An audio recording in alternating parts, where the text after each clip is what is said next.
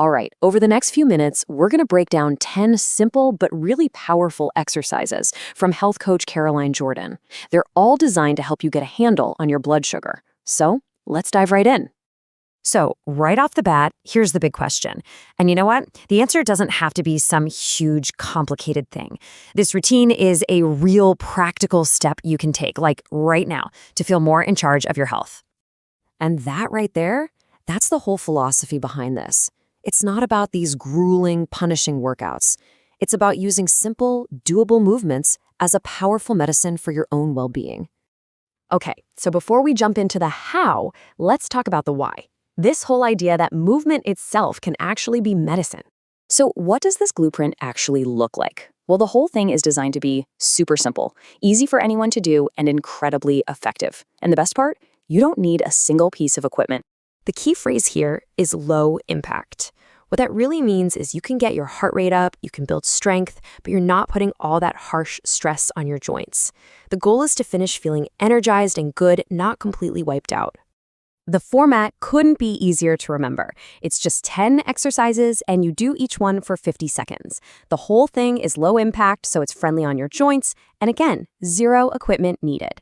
Now, it's super important to remember. Please check with your doctor before you start any new routine, and always listen to your body. If something hurts, stop.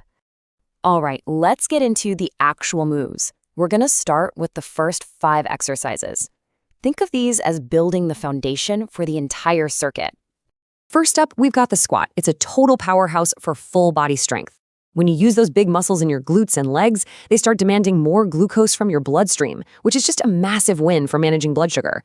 So focus on your form. Keep that chest up, drop your hips down and back, and really squeeze your glutes on the way up. Next is the knee raise. This one's fantastic for getting your heart rate up, and over time, that can actually help your body get better at using insulin.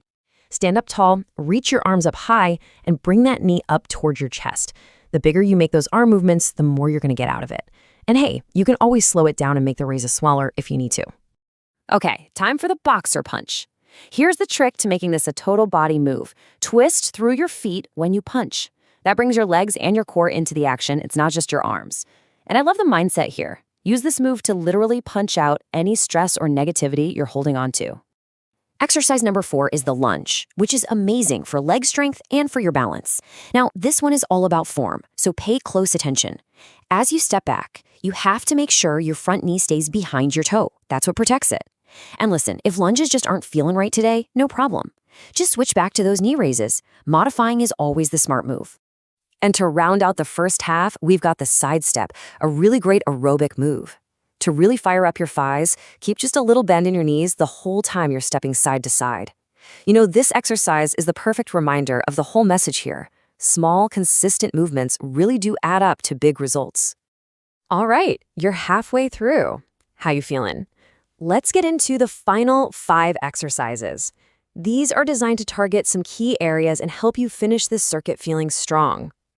Exercise 6 is the hip abduction, or you can just call it a side leg lift. This move is brilliant for strengthening your outer hips and, really importantly, for improving your balance. The secret sauce here is all in your toes. Make sure you point them straight forward, not up at the ceiling. That tiny little detail makes sure you're hitting the exact right muscle for stability. Next up, the hamstring curl.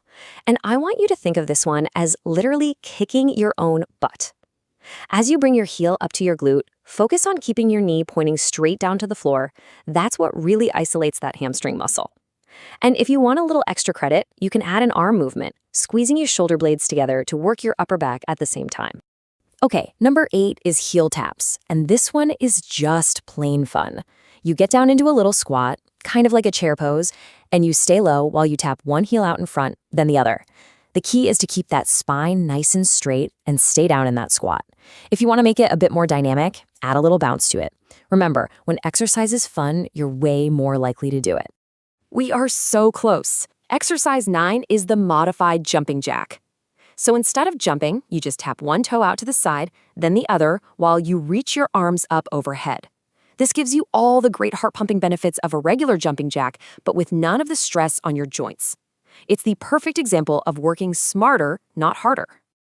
And now for the grand finale, the front kick.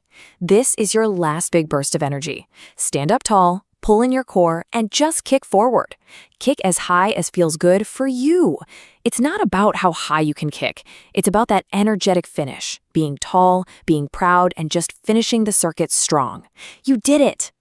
So there you have it. That's the full 10 exercise circuit. But what really makes this routine work long-term isn't just the list of moves, it's the mindset behind it all. So let's just take a second to dig into that core philosophy of mindful movement. And this quote, this says it all, doesn't it? The whole point of moving your body isn't to punish yourself. It's a tool to make your life better, to give you more energy, to help you feel good. It completely shifts the focus from something you have to do to something you get to do for your health. So how do you actually put that philosophy into practice? Well, it all comes down to these 3 keys. First, you have to honor your body. Second, remember that changing or modifying an exercise isn't a sign of weakness. It's actually really smart. And finally, you got to believe in yourself. That positive energy really is the fuel that will keep you coming back. So, we'll end with this question. Now that you've seen how simple and easy movement can be, what's just one small thing you can do today? It doesn't even have to be this whole routine. Maybe it's just doing one of these exercises. The goal is just to start, because that one small move, that's the beginning of everything.